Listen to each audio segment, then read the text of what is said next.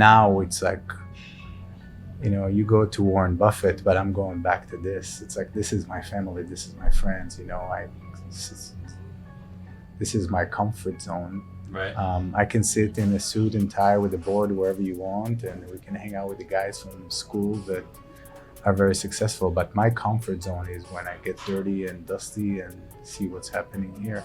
Awesome. So maybe one day I won't feel this way, but right now I'm still in the kitchen when need to. What's up, guys? So today I'm joining my good friend Elad Assayag here in the Venetian Hotel in Las Vegas. Elad is an incredible, what do you call yourself, restaurateur? Yeah. This guy literally owns restaurants all over in the two most incredible cities in the world, Miami and right here in Las Vegas. He is known for his ability to take space and generate massive amounts of revenue. Here we are in front of one of his beautiful restaurants, Donatique. Dude, how long have you been in the restaurant space? I was 14. Started when I was 14, and then 7 years now. Oh my goodness. So I've been doing this forever, yeah. Yeah, so 40 years old. I know a lot of people from around the world look to you as like help to be able to consult, to be able to do this type of thing. So, I mean, what initially like inspired to get involved in this type of business? People. I love people. I love hospitality. I love the smile on people's face when they're done, the service, the whole excitement. I'm dealing with, my business is to make people happy. So, it's not like I'm in a board meetings and fighting and arguing. It's like I make people smile. I see kids smile. I see adults smile. I see stuff happen, and it's wake up in the morning, work hard, open, close. So there's a progress there. So that excites me every morning. It's awesome, man. No, I've known Elad for a while. So our background, we actually attend the Harvard OPM group together. So we've known each other for a couple of years. Every time I have come to Vegas, I've had the opportunity to come and eat at your restaurants. They're, first and foremost, fantastic. But second, the thing that has always stuck out to me about Elad is like how well you know your people, right? Like, these people are, they're high-fiving Elad, just good to see him. Like, you can see the smiles that this guy is a man of the people. And so for those that are joining us on audio, I would invite you to jump over to either Spotify or YouTube to be able to get really a part of this visual experience, because we're going to be touring a couple of your restaurants today with the Donatique, and then we're also going to be headed up to one of his really full service restaurants here in the Venetian. So excited to do that. We're going to tell your story kind of along the way, but would love to get a little bit of a tour of the place for everybody. Come in. So kind of walk us through verbally as what you're showing us here. Perfect. So tell us kind of the inspiration. What was the inspiration of Donatique? It started with celebrating Hanukkah in Israel, and like the dish in Hanukkah in Israel is donuts, which is souvenir. So during Hanukkah, during the holiday season, there's a lot of pop-ups of donut shops in Israel, and some of them became really big. And we had this location, it was supposed to be a coffee shop, supposed to be other thing, and then when we saw like donuts, American love donuts, I got the inspiration from another group in Israel, which was amazing. We picked it up and then start playing with it and end up with this. That's pretty awesome. Kind of like fell on our lap, and amazing people worked really hard to create this thing. So. And it probably doesn't hurt that you got two of the most addictive things on the planet. I'm the best drug dealer in the world. I sell sugar and coffee. Sugar and coffee, baby. The good processness. Man, so if you're joining us once again on YouTube, you're going to have to take a look at some of these beautiful products that he has here. It's all chef inspired, fresh, obviously. We took it to a luxury bakery, luxury donut shop. Price is expensive too, but we took it to the next level. We wanted to make something very unique, very one of a kind. So we have the old traditional stuff with a twist, and then we got our new creative stuff that we made on our own. So you can take a look. There's a lot of chef selections. We create our own chocolate in-house, make the donuts, make everything. An amazing coffee program, and just like I said, bring smiles to people. Obviously, there's some beautiful pieces in here. of Which course. ones are your favorites? Well, I have to start with this one since it's named after my wife, but it's also like the best donut. She kind of came up with this, and The Alexis, $11 too. I know, but Oh. there's, you know what? There's a lot of fresh ingredients in here, and a lot of fresh fruit, And a of lot course, of she's labor. the most valuable. Exactly. Yeah, she better be the most So, expensive. Yeah, but you know, this one is amazing. I go to the old school traditionals, the Boston cream, which is my favorite. But you know, tiramisu, the cheesecake, the all unique stuff in here. In food, it's like it's easy. Everything is easy. You know, you can make food at home, but to take it one more level, we talk about a lot of research, a lot of development, a lot of knowledge. It's not a simple process. And the most, I know it sounds silly, the best ingredient here is love. Like if you don't love what you do, this is impossible. They start at 3 a.m. here. Right. You know, it's there's only people not work here like an hour a day. So if you're not really into it, So tell me about the process. Are you farming this out, or are you making this all in-house? yeah, no. So we started with trying to do it in-house, and then we got too big. You know, we sell on an average day over 1,000 donuts. So How many? this- 1,000? Over 1,000 a day. Wow, Yeah. jeez. I mean, we're talking between $5 and $10 a pop, plus some coffee. Yeah. Oh, my goodness. We got to our third year numbers pretty quick. But no, this is too small. So we have a bakery downtown. They got all the recipes. They know what they're doing. They have bigger machinery. They have bigger ability to do stuff. And they'll... So bring in the fresh donuts like this. and yeah, Is everything so kind of decorated? Everything in-house? come in this in our truck. This is keep it warm, keep it fresh. They make it all night, and then it comes here at 5 a.m. And then the team, as if you see here, they're making the creams right now in the back. Awesome. They'll do all the creams in the back, and then it comes here, and then they decorate it here. So to trying to do everything here would be impossible. It's just too small of a space. But you got it hand decorated. Everything else is done. Yeah, right yeah. here. All the creams, all the decoration, everything is getting done here. Awesome. Everything is in here. It's And I all heard something fresh to about go. you guys make your own chocolate. Yeah, we do our own chocolate. So that took a minute too to get to a point where we got the flavors and quality we wanted. It's not as easy process as we thought it is, but we do our own everything is done in-house. There's nothing come from the outside. And correct me if I'm wrong. This is actual gold plate. This is our, what is it, gold, Yes, it's gold plated, kind of like a liquid that we can put on top, and it doesn't add any flavor, but it gives it that perfect little pizzazz to make it. Yeah, that's pretty awesome. So for the watchers that weren't able to hear in, but yeah, it's all gold plated, just pizzazz on top, which is pretty sweet. yeah. Incredible, looking product. No, and the team gets creative. They do whatever they need. They do whatever they want. We trust them with the taste. We trust them with the flavor. They know the guideline of what we need for this business to be successful. But they basically took ownership, and I couldn't be more proud to have these guys here. Beautiful presentation. We got a beautiful box of donuts in here.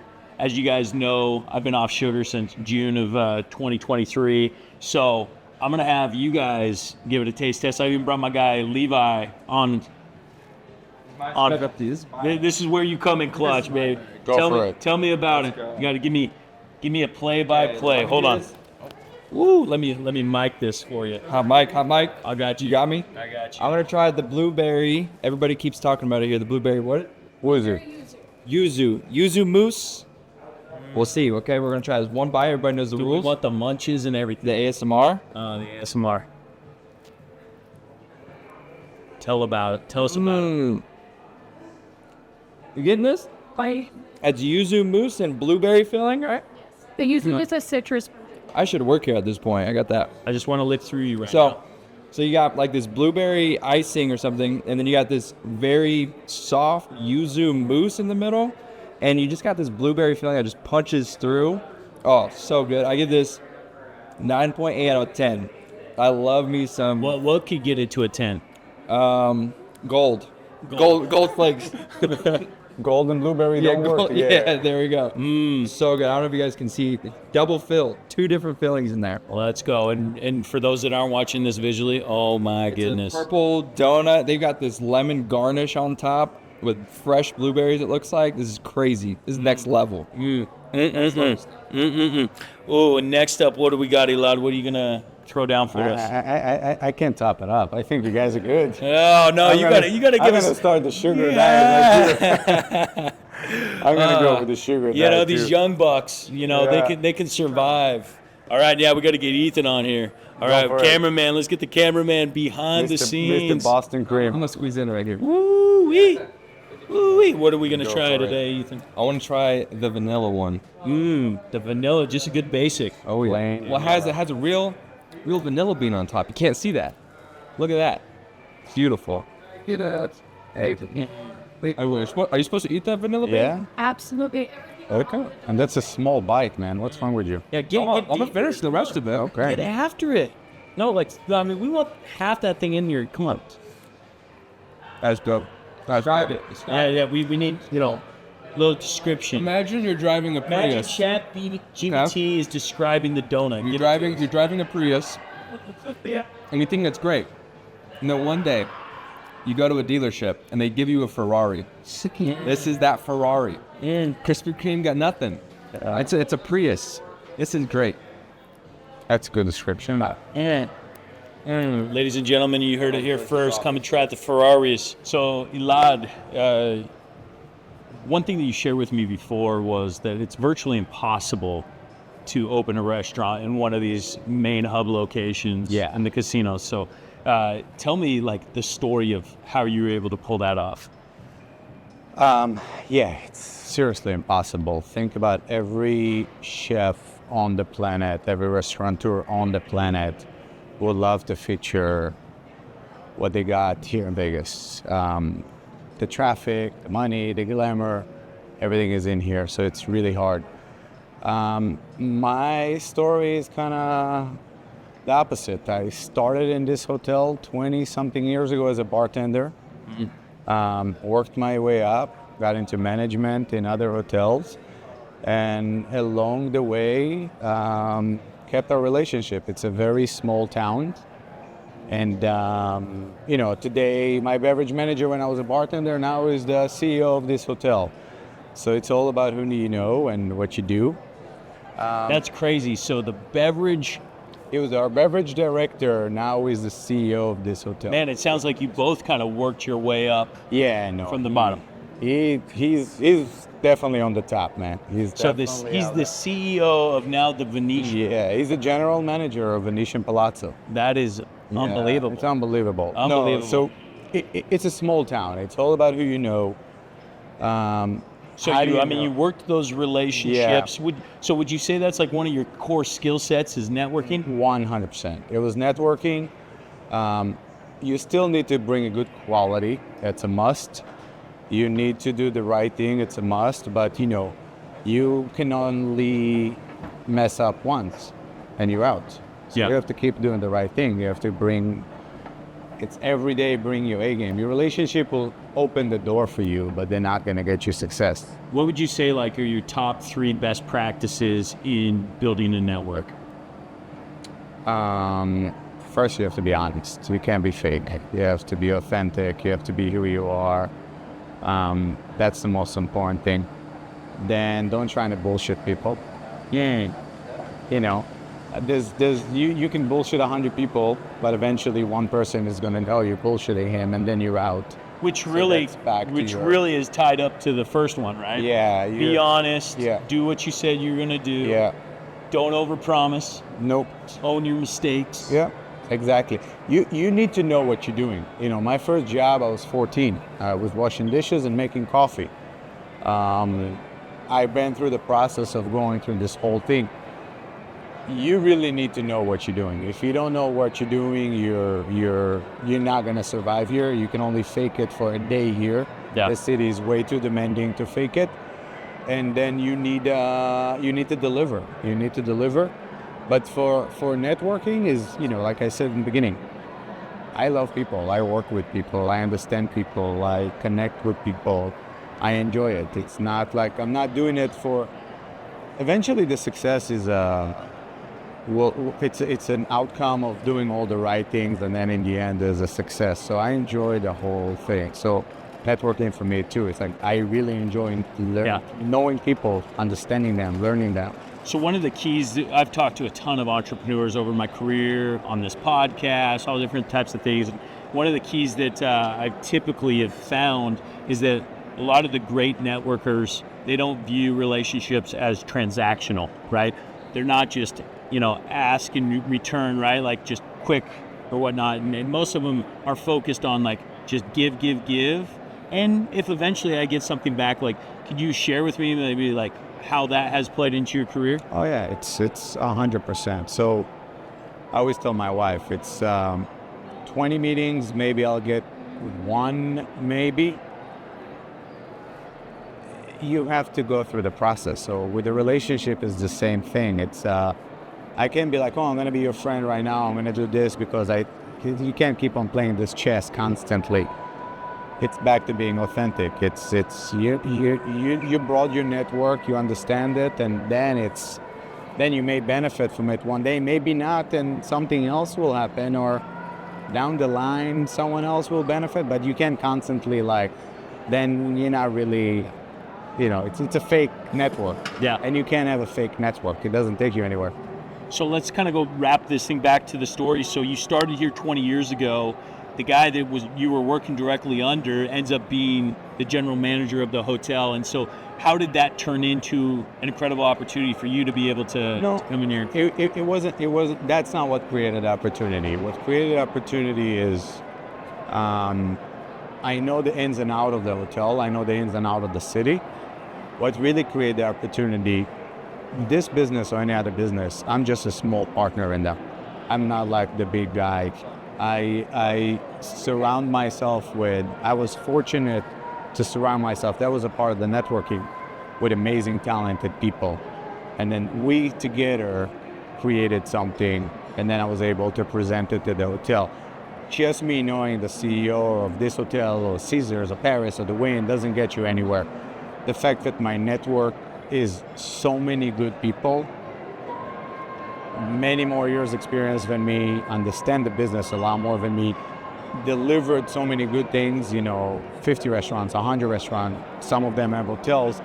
That's what sold it. It wasn't the fact that I know someone. Right. Knowing someone is good. Knowing someone opened the door, like I said, but my partners is my key to success, and my partners is the network. It's a constant. It's a constant way. Very cool.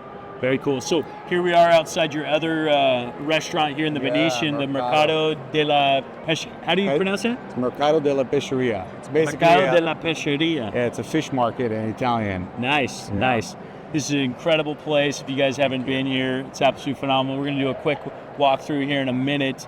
But if I remember right, this is a pretty unique space, right? That's got something that's pretty unique in all of Las Vegas. Tell us a little bit about that. So this is basically my first project I've done. I partner with an amazing group on this one. This was a dream come true from location, from the partners, from everything about it. It was just aligned perfectly. This space was built with a hotel, so the infrastructure cannot be done anymore. So we have goods going 56 floors up. I don't know if you guys heard that. Capable. A kitchen hood that goes up 56 floors. 56 floors from his kitchen. We're going to show some of the unique characteristics of that. It's pretty amazing. Yeah, so it allow us to basically open wood fire and charcoal and do all the great stuff that is very, very hard to do today in hotels and casinos. That's really my baby, and like I said, we did something pretty cool in here. Yeah, awesome, man. It's pretty cool spot. So tell the listeners what does a restaurant like this do in revenue per year? So this is a unique hotel, the one luxury hotel in Vegas. Right, and I get it. It's not your normal restaurant. Yeah, this is not a normal restaurant in Vegas, but our restaurant do about between $1 million to $2 million a month in sales. So we're talking 12 to 24 a year. Yeah, our restaurants do big numbers, you know. Yeah, that's crazy. I mean, in a traditional restaurant in the U.S., what kind of money are they doing? Again, it's very hard to compare when you're in the middle of For sure. middle of a hotel next to the convention center. Yeah. But a good restaurant in the United States will do $3 to $5 million, $7 million On a year. Again, you know, you take some of the big chains in, you know, but to get to 20 million, there's not a lot in Vegas. Yeah. And some of our restaurants go over 20. You see, I think that's just like phenomenal, just to Yeah. show how disproportionate like this is to the rest of the Yeah. world, and in so many different levels. Yeah, no, we'll just to give you numbers, we'll serve 7,000 customers just in Vegas a day. A day. 7,000 customers a day. Yeah, That's we absolutely go through some phenomenal. crazy numbers. Awesome. Well, let's take a look at let's the go. kitchen and the spot here real quick. This is how it all started. This is how we got it. We told the hotel we're going to do a fresh seafood market. So this is real fresh seafood market. We get our fish delivered from Spain, from Greece, Caribbean, all the shellfish. Everything gets fluent daily. That's the benefit of being in Vegas. This hotel, the city, buys so much product.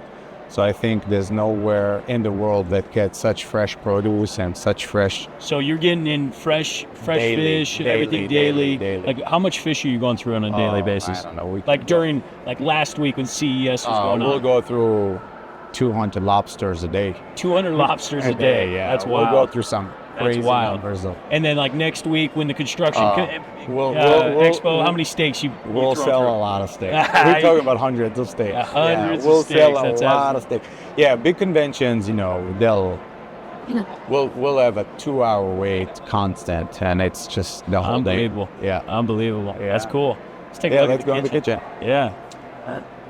Sissy, we'll do. In this concept, that's why I said it's like this one was kind of like we went with all our wildest dreams. We done everything we got from the seafood, but everything is done fresh. We do the fresh pasta in here. We got this kitchen which we inherit, which was like one of a kind, very hard to find in Vegas.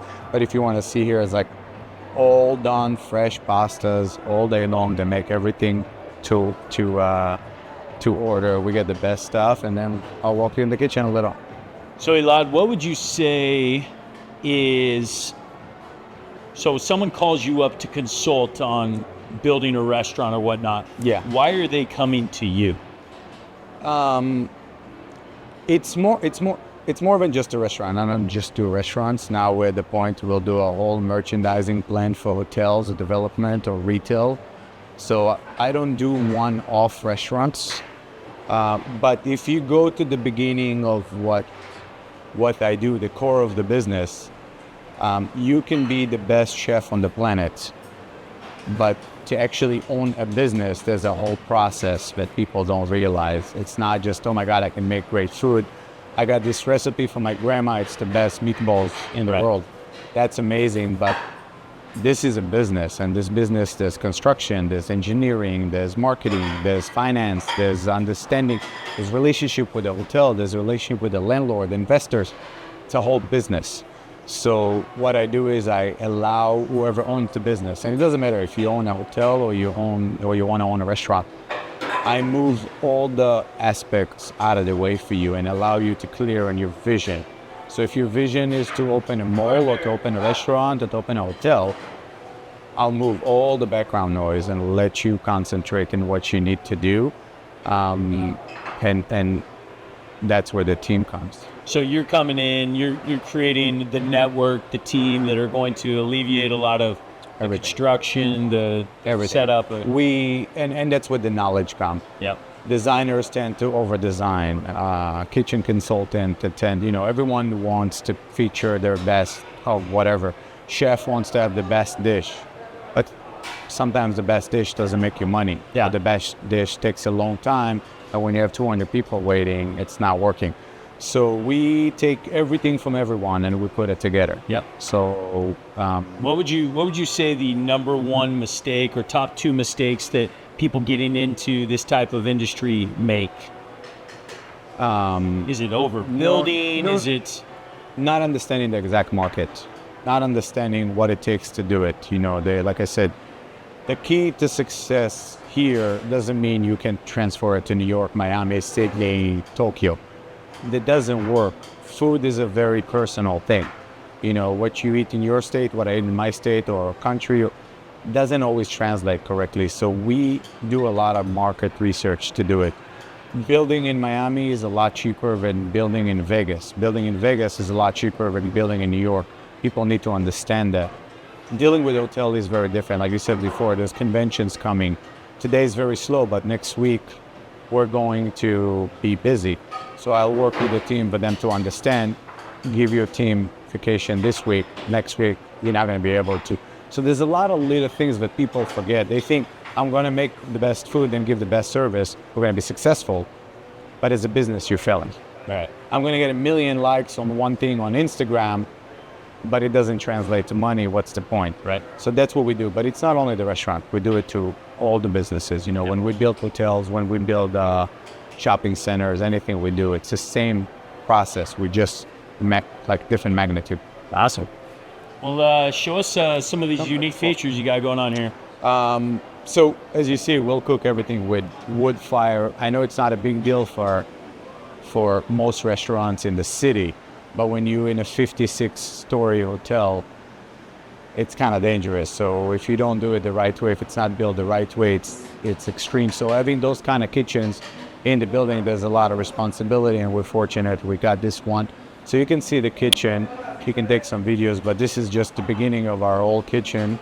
Yeah, so what we're seeing is literally an open wood fire. You got stacks of wood right here, huge hood. I mean, how long is that hood?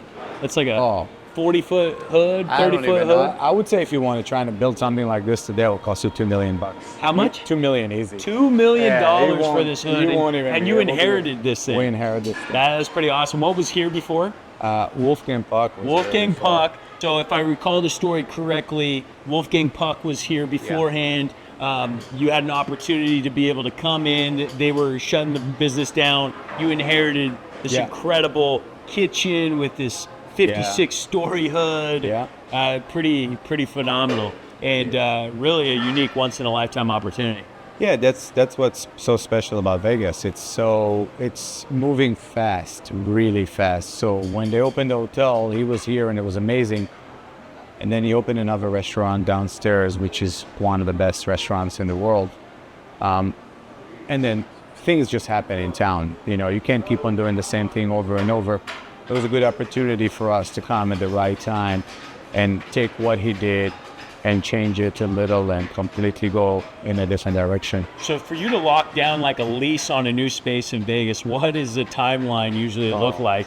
And what is the cost usually affiliated with that? So we have a project right now we're running at the Flamingo Hotel. We've been dealing with this for over 3 years and we haven't even started construction. Unbelievable. It's And you're looking at like a $5 to $10 million construction cost? No, we're gonna be, I wish 5 to 10, yeah.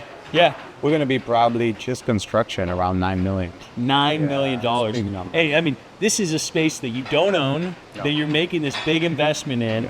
Only a place like Las Vegas where this could actually make sense. No, it takes 20-year leases, long-term leases. It's an investment. It's an investment with the hotel. Once the hotel hand you the keys, there's a lot of faith in them. It's more damage to them if you fail than to you financially. Interesting. They don't just give you the keys. They have to trust what you're doing. They trust your vision, trust your operation style, your marketing style. Is a big investment for everyone. So for a hotel to hand you a keys to something, it's a big deal.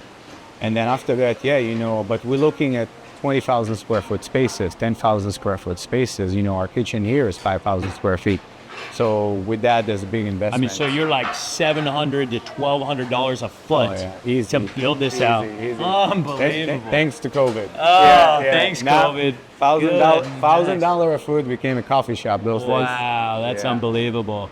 Cool. Well, let's do some quick panning of the space, and then let's head over to your wine spot. Let's do it. So, man, here we are in your beautiful wine room. This is a pretty cool spot. Tell me about this spot. Yeah, so that's the advantage of understanding this hotel, actually. A lot of conventions in here. So there's a big convention space right behind us, and a lot of private meetings happen here. Yeah. I can tell you at least 20 SAP 500 guys had dinner here, CEOs, and from Amazon to Wow. governors to whatever you want. Use Very this cool. room for dinner. So yeah, we made a nice room for private events, Yeah. and when it's empty, I use it as my office. I love it. I love it. Yeah, it's a great little spot. So Yeah. so right now, so you're kind of expanding. What's driving you as an entrepreneur right now? My real drive now is the project. I need to be excited. It's not money will come in the end. We'll do it for money, but the money is always like an outcome of doing the things correctly. It's the project, and I want to be excited about the next project. You know, I got to a point. I'm fortunate, thank God, I can say no to projects. I'm not chasing the project. So when I get something very exciting, like like a big retail stuff or hotel or different country or different state, that's my next move. I enjoy the benefit of being here.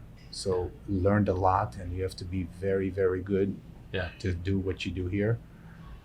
20 years of the best partners I can ask for. Learned so much from them. They've been in the industry a lot longer than me, and they have a lot of knowledge. All of them, one by one.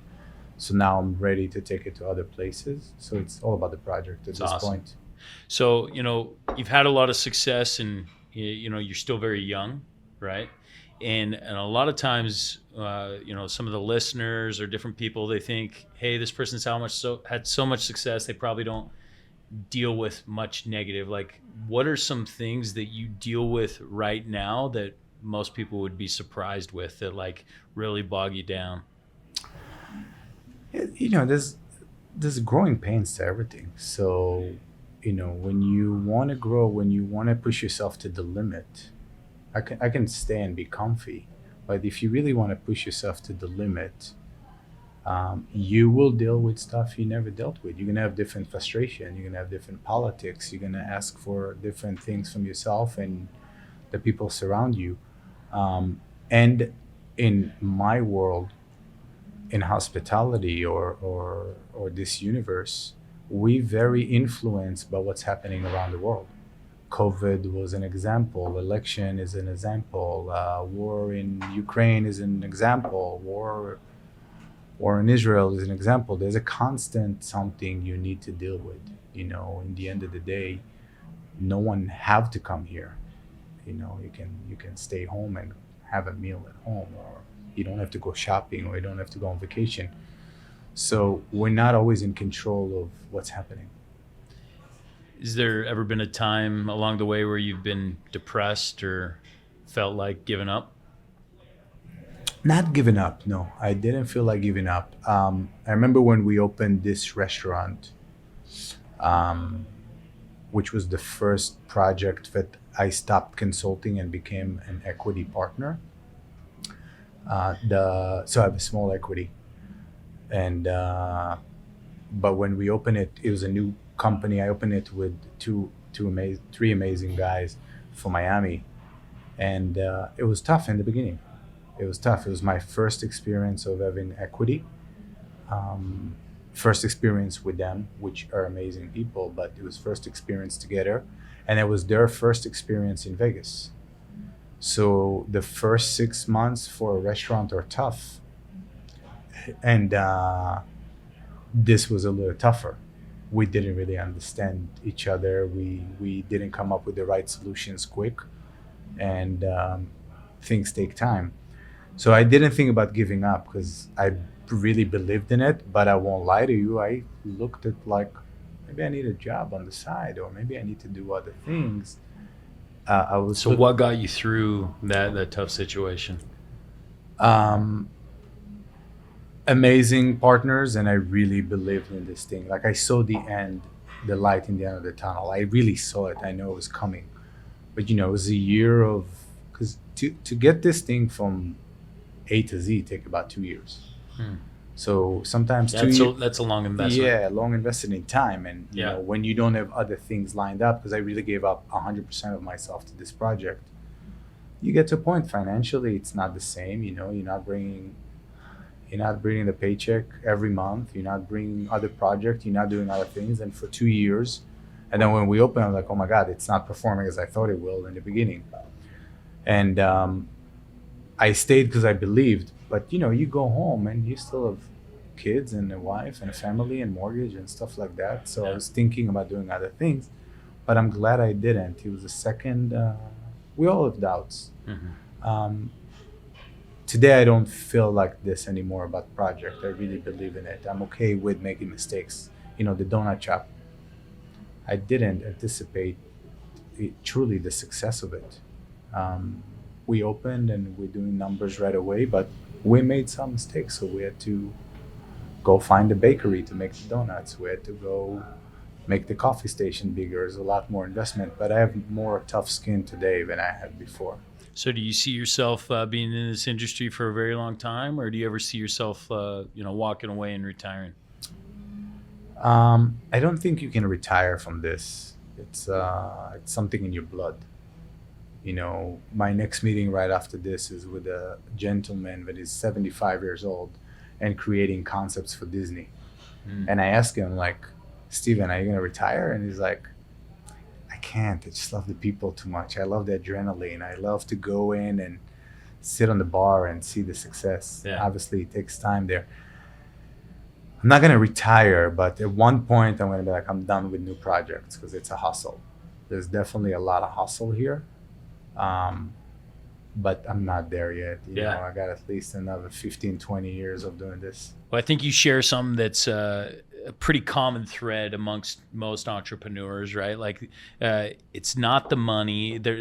You get addicted to different aspects, whether it's the people or the return of energy or whatever it is that you benefit from, right? Like this is the reason why Warren Buffett still goes to work every single day, still is involved. You know, I know a lot of people that haven't made it financially. A lot of times they're like, they don't get it. They don't understand why anybody after essentially winning the lottery would continue to work, right? Like, and quite frankly, I think that's why most people never get to the point of success, is because they don't fall in love with the work, right? They go and they dread every single day. This is terrible. This is horrible, rather than loving what they do every single day, right? Which ultimately yields the best results. Yeah. No, I enjoy it. A few days ago, I had to let go of someone. I don't normally let go of people. Actually, it was the first time I ever, since I start taking equity and partner with people, I'm not in a position of letting go. But it was important for me to go do it because I was very connected to that person. But the success or lack of success of the performance was putting in jeopardy so many other people. Yeah. So I did that, and then the only reason why I did that personally is because I wanted to go then later talk to all the line employees and explain to them that it doesn't matter what position you're in, I'm not going to allow anyone to jeopardize other people's job. I deal with unique people here. It's like the people that work in the kitchen, the people that wash dishes, the servers, the bartenders. They're very, very interesting, unique people with families, with kids, hardworking people. Now it's like, you go to Warren Buffett, but I'm going back to this. It's like, this is my family, this is my friends, this is my comfort zone. Right. I can sit in a suit and tie with a board wherever you want, and we can hang out with the guys from school that are very successful. But my comfort zone is when I get dirty and dusty and see what's happening here. Awesome. So maybe one day I won't feel this way, but right now I'm still in the kitchen when I need to. So what would you say brings you most joy about what you do on a day-to-day basis? What bring me? No, it's customers. 100% the customers. It's asking my kids, what do you guys want to do for dinner? It's like, oh, let's go to Mercado. I want the spaghetti. And then seeing my kids smile here, or if, my friends, I'm asking them, let's go to dinner, and they pick one of our restaurants to come to dinner. Yeah. That means we did something right. The fact that the restaurants are making money is great, but the fact that we serve hundreds of people and they leave happy. And I will say it's some of the best food I've ever had. So it's fantastic. The few times that I've been able to eat here, and it's been incredible. But that's the team. That's really the team. You give them freedom. Obviously, they have guidelines because there's a business, and the business have to make money. But when you give them freedom and you really treat them with love, they create some special stuff. Yeah. Yeah.